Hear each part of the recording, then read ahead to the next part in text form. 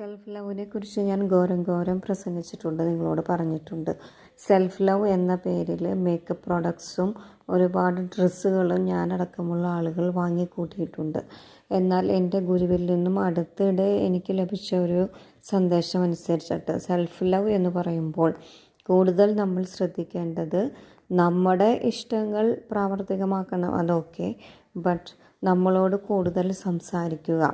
അതായത് ഒരു കുഞ്ഞു കുട്ടി ഒരു പ്രശ്നം വന്ന് നമ്മുടെ അടുത്ത് പറയുമ്പോൾ നമ്മൾ എങ്ങനെ ആത്മാർത്ഥമായിട്ട് ആ കുട്ടിയോട് സംസാരിക്കും, അതുപോലെ നമ്മളോട് നമ്മൾ തന്നെ ആത്മാർത്ഥമായിട്ട് സംസാരിക്കുക.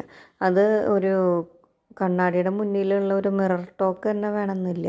ഒറ്റയ്ക്ക് ഇരുന്നിട്ട് നമ്മൾ ചെയ്ത കാര്യങ്ങൾ, അല്ലെങ്കിൽ നമ്മുടെ പേര് വിളിച്ചിട്ട് ഓ നന്നായിട്ടുണ്ട്, ഇന്ന് നീ ഉണ്ടാക്കിയ ഡിഷ് നന്നായി, അല്ലെങ്കിൽ നിൻ്റെ തോട്ട് വളരെ ക്ലിയറാണ്, അങ്ങനെ നമ്മൾ അപ്രീഷിയേറ്റ് ചെയ്യുക. ഭാവി കാര്യങ്ങളെക്കുറിച്ച്